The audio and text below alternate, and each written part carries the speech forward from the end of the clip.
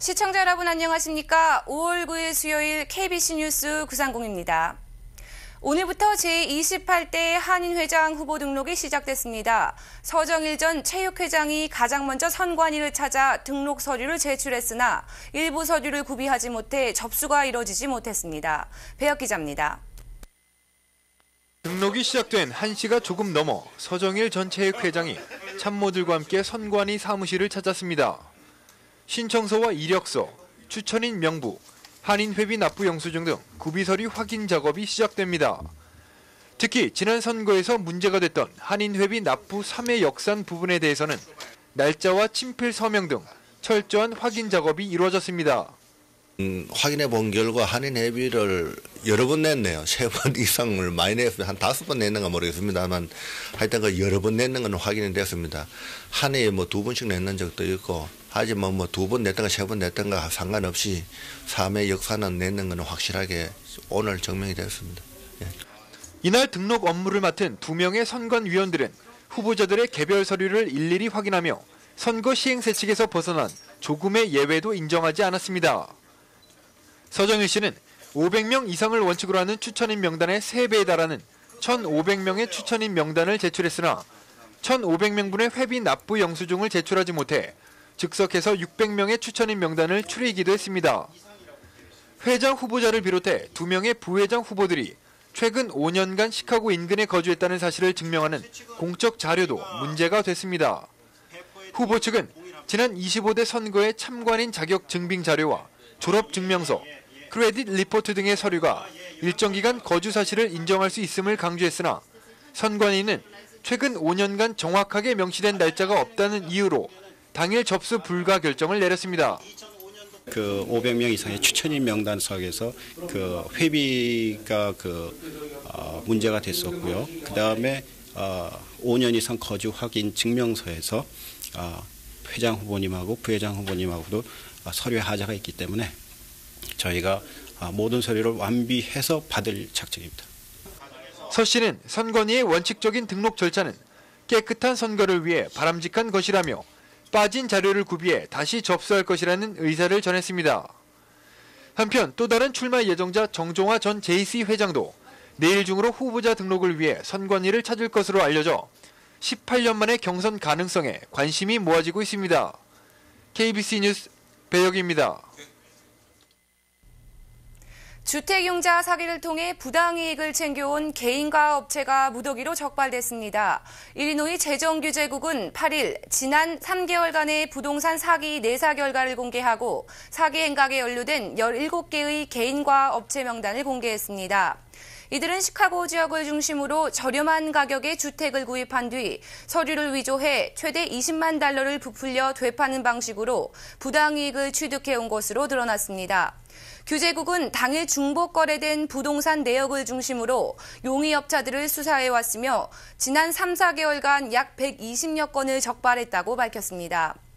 또 서버브의 재개발 지역에서 이와 비슷한 사기 행각이 포착되고 있어 부동산 사기 사건은 시카고 이외에도 광범위하게 일어나고 있는 것으로 추정하고 있다고 덧붙였습니다. 규제국은 각 지역 검찰청의 협조를 받아 수사를 확대할 것이라고 밝히고 적발된 개인이나 업체는 영구적인 면허 취소 또는 법적으로 기소될 수 있다고 강조했습니다. 올해 처음으로 모기로 인한 웨스트 나일 바이러스가 발견돼 주의가 요구됩니다. 일리노이 헬스국은 오늘 오전 듀페이지 지역에 웨스트 나일 바이러스 모기가 출현했다며 이는 시기적으로 예상보다 일찍 나타난 것이라고 밝혔습니다. 웨스트 나일 바이러스는 보통 10명 중 2명이 감염된다는 통계가 있을 만큼 감염률이 높고 바이러스에 감염됨 이후 발병과 두통, 몸살을 동반하는 것으로 알려져 있습니다. 또 심한 경우 뇌염과 수막염으로 발전할 수 있습니다. 관계자들은 반드시 창문에 방충망을 설치하고 애완동물이 있는 경우 집안의 청결에 신경 써야 할 것이라고 당부했습니다. 또 저녁 시간 외출을 삼가고 잠자리에 들기 전 손발을 깨끗이 씻어야 하며 캠핑 등 야외에서 시간을 보낼 경우에는 지나친 노출을 자제해야 한다고 덧붙였습니다. 일리노이의 웨스트 나일 바이러스가 처음 출현한 것은 지난 2002년입니다. 청소년 운전면허 취득이 더욱 까다로워질 것으로 보입니다. 일리노이주 의회는 최근 10대 청소년 운전자들의 교통사고율 증가에 따라 의무 연습 기간을 늘리는 등 18세 이하의 청소년 운전면허 취득 조건 강화책에 합의했습니다. 이에 따라 음주 기록과 주류 소지 혐의로 체포된 기록이 있는 10대들은 운전면허 취득이 어려워집니다. 현행 3개월로 규정된 의무 연습 운전기간은 9개월로 늘어나며 친구와 가족 등을 태우기 위해서는 1년을 기다려야 합니다. 또 정식 면허증 취득을 위해서는 연습 기간 동안 일체의 티켓과 벌금 기록이 없어야 하며 면허 취득 후에도 2년 안에 2개 이상의 교통규칙 위반 티켓을 받을 경우 운전면허가 취소될 수 있습니다. 이와 함께 10대 운전자들의 통금 시간도 1시간 앞당겨져 주중에는 오후 10시, 주말에는 오후 11시가 될 것으로 보입니다. 잠시 전하는 말씀 뒤에 뉴스 계속됩니다. 주 청무처가 주관한 5월 아시안 문화유산의 달 기념식이 개최됐습니다. 기념식에서는 아시안각 커뮤니티 수상자들과 함께 노갑준 전 시카고 아리랑 라이온스 클럽 회장이 사회봉사상을 수상했습니다. 정민철 기자입니다.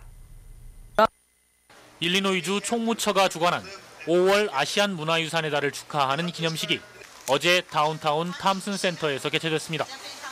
행사에는 한국과 중국, 인도 등 시카고 각 아시안 커뮤니티 관계자들이 참석해 아시안의 달을 자축했습니다. 제시 와이트 주 총무처 장관은 축사를 통해 아시안 커뮤니티가 일리노이주 발전에 중요한 일익을 담당하고 있다고 강조했습니다. Thank you, applaud you, commend you for your giving and caring spirit, for sharing with us your culture, your food, your dance, and your language. 이날 기념식에서는 아시안 각 커뮤니티에 공헌한 10명에게 주 총무처 사회봉사상이 수여됐습니다. 한인 입양아 피크닉과 입양아 한국 방문 프로그램 등으로 봉사활동을 펼쳐온 노갑준 시카고 아리랑 라이온스 클럽 전 회장이 한인 수상자로 선정됐습니다. 아시안 문화유산의 달은 지난 1991년 전 부시 대통령 재임 당시 제정돼 전국 아시안 커뮤니티의 발전과 위상을 돌아보는 계기가 되고 있습니다. 관계자는 최근 정치인들도 아시안 자문위원회를 적극 구성하는 등 아시안 커뮤니티의 영향력은 꾸준히 커지고 있다고 밝혔습니다.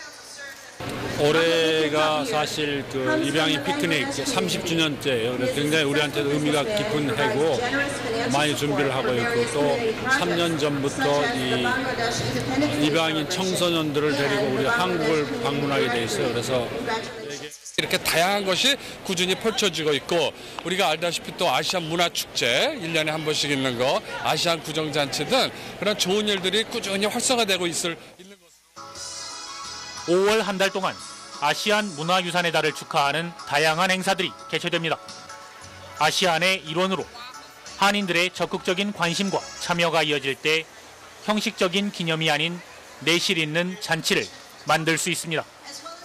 KBC 뉴스 정민철입니다. 버지니아 공대 참사와 관련해 학교 친구들의 놀림을 받아온 한인 학생이 화가 나 총으로 쏠 수도 있다고 언급한 후 학교로부터 정학 조치를 받아 논란이 일고 있습니다. 메릴랜드주의 한 고교에 재학 중인 이 군은 평소 조용한 성격으로 친구들로부터 너처럼 말이 없던 조승희가 사고를 쳤다며 너도 말이 없으니까 위험하다는 놀림을 당했습니다. 이에 대해 이 군이 내 미래가 좋지 않으면 총을 쏠 수도 있다고 말했고 이 내용이 교사에게 신고된 후 이 군은 경찰에 인도됐습니다. 학교 측은 이 군 부모에게 학생을 등교시키지 말라는 통보를 한 것으로 알려지고 있습니다. 소식이 알려지면서 워싱턴과 버지니아주 한인사회에서는 조승희 사건의 후폭풍으로 불안감이 높아지고 있습니다. 한인 학부모들은 자녀들에게 학교에서 총에 관련된 얘기를 하지 말고 장난감 총도 가져가선 안 된다고 당부하고 있습니다. 주미대사관은 이번 사건을 파악 중이라고 밝히고 자꾸 이 문제를 이슈화하는 것이 바람직하지 않기 때문에 가급적 조용히 대응할 것이라고 밝혔습니다. 연방준비제도 이사회가 오늘 올해 세 번째 공개시장위원회를 열고 기준금리를 5.25%로 동결하기로 결정했습니다. 오늘 기준금리 동결은 공개시장위원회 위원들의 만장일치로 결정됐습니다. 연방중비제도 이사회는 작년 6월부터 이번까지 총 7차례 연속 금리를 동결하고 있습니다.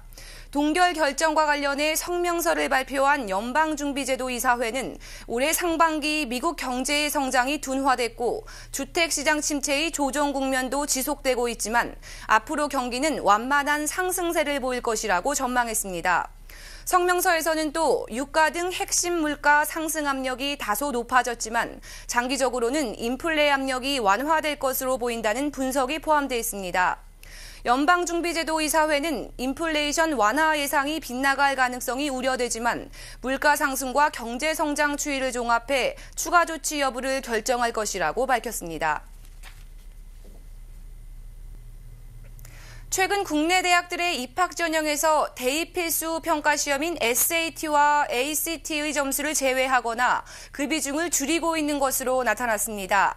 이는 향후 대입 전형에 있어 큰 변화를 예고하고 있습니다.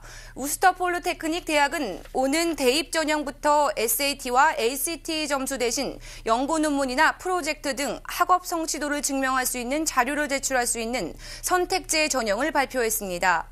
조지 메이슨 대학 등 18개 인문대학에서도 SAT와 ACT 반영 비율을 대폭 하향 조정했으며 로드아일랜드 대학 등 일부 대학에서도 국역화된 입학 전형의 변화를 검토하고 있습니다.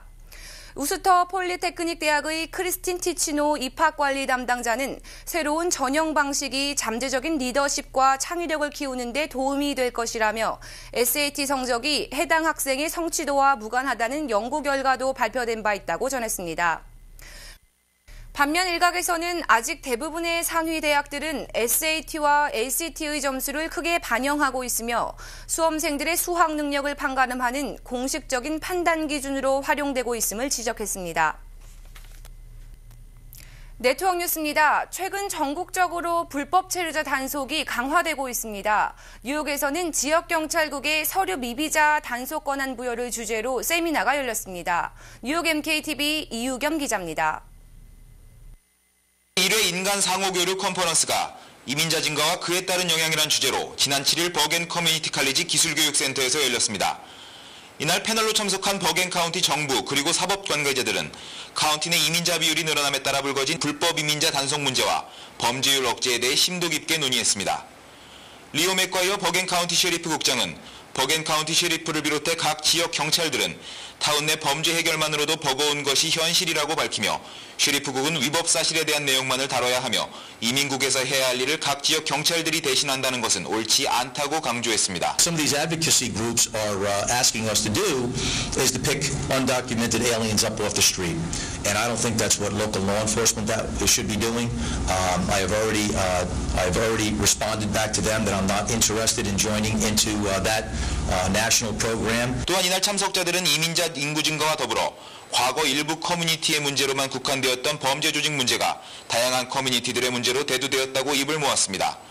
그리고 그중에는 한국 범죄 조직도 있다고 밝혔습니다. 범죄 예방 그런 거에 대해서도 자세히 해줬고 교육적인, 정보적인 그리고 커뮤니티에서 해야 할 일 그리고 다민족들의 문화에 대해서 이해해야 할 일 이런 것들을 자세히 해줬습니다. 이날 회의에는 로버트 메넨데즈 미연방 상원의원이 참석해 다민족의 문화와 그 뿌리를 이해하는 것이 미국 사회에 얼만큼 중요한 것인지에 대해 역설했습니다.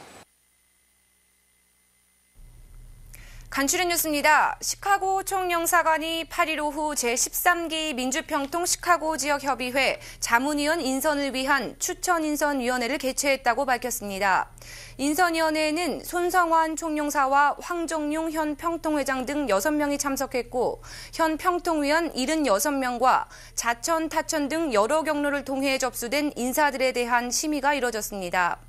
인선위원회는 심의 결과를 기초로 81명의 시카고 지역 자문위원을 한국 정부에 추천할 예정이며 평통사무처가 제시한 기준인 여성 20% 이상, 40대 이하 35% 이상 위촉될 수 있도록 노력했다고 밝혔습니다. 가정의 달을 맞아 지난 7일 피터슨 팍 요양원에서 연장자들을 위한 공연과 행사가 열렸습니다. 행사에서는 열방교회 여전도회와 YWCA 크로마 하프단의 공연이 열렸고 연장자들의 건강을 위한 실내 운동과 지압법 등이 소개됐습니다. 간단한 다과가 마련된 이날 행사에는 20명의 한인 연장자들이 참석해 즐거운 한때를 보냈습니다. 우표값이 오는 14일부터 41센트로 인상됩니다. 14일 전까지만 현재 39센트 우표를 사용할 수 있으며 14일부터는 1에서 2센트짜리 우표를 별도로 붙이거나 41센트 우표만을 사용해야 합니다. 우체국에서는 이번 인상과 함께 앞으로 우표값이 올라도 계속 사용할 수 있는 영구 우표를 판매합니다. 이번 우표값 인상과 함께 국제우편 요금도 인상됩니다. 미주리 강이 범람하면서 중서부 지역의 피해가 큽니다. 지난 8일 캔사스와 미주리, 아이오와주 접경 지역에는 하루 동안에만 최대 8인치의 비가 내리면서 미주리강 제방 5개가 붕괴됐습니다. 미주리강 연안은 현재 재해 지역으로 선포됐으며 주민 수천 명이 대피하고 주 방위군이 투입돼 복구 작업을 펼치고 있습니다. 오늘 서울 외환시장에서 원달러 환율은 어제에 이어 0.5원 소폭 상승하면서 매매 기준율 923.5원에 장을 마감했습니다. 현재 환율로 미국에서 한국으로 송금할 때는 달러당 914.5원, 한국에서 미국으로 송금할 때는 932.5원입니다. 한국에서 달러를 원화로 바꿀 때는 달러당 907.34원, 원화를 달러로 바꿀 때는 939.66원입니다. 오늘 뉴욕 증시는 연방준비제도 이사회의 기준금리 결정을 앞두고 관망세를 보이다가 금리 동결 조치가 발표되자마자 불안 요소가 사라진 것으로 분석되면서 주요 지수들의 가파른 상승세가 이어졌습니다. 이에 따라 오늘 다우존스 산업평균주가 지수는 어제보다 53.8포인트 오르면서 13,362.87포인트를 기록했습니다. 나스닥 지수 역시 4.59포인트 상승해 2,576.34포인트의 장을 마감했습니다. S&P 500 지수는 4.86포인트 올라 1,512.58포인트의 장을 마쳤습니다. 날씨입니다. 오늘 시카고는 대부분 지역이 흐린 가운데 70도 후반대의 낮 기온과 평균 습도 73%로 덥고 습한 날씨를 보였습니다. 오늘 낮 최고 기온은 76도를 기록했고 습도는 73%, 바람은 동풍이 시간당 평균 12마일 속도로 불면서 낮 체감 온도는 71도를 기록했습니다.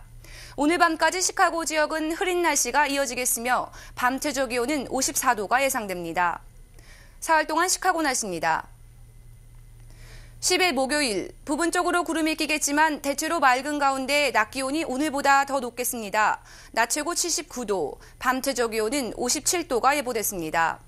11일 금요일도 대체로 맑은 날씨가 이어지겠습니다. 낮 최고 기온 68도, 밤 최저 기온은 48도가 예상됩니다. 12일 토요일 60도 중반대 기온으로 맑고 쾌적한 날씨가 예보됐습니다. 낮 최고 65도, 밤 최저 50도가 예상됩니다. 내일 시카고 해 뜨는 시각은 오전 5시 37분, 해 지는 시각은 오후 7시 58분입니다. 이상으로 5월 9일 수요일 KBC 뉴스 구상공을 마치겠습니다. 감사합니다.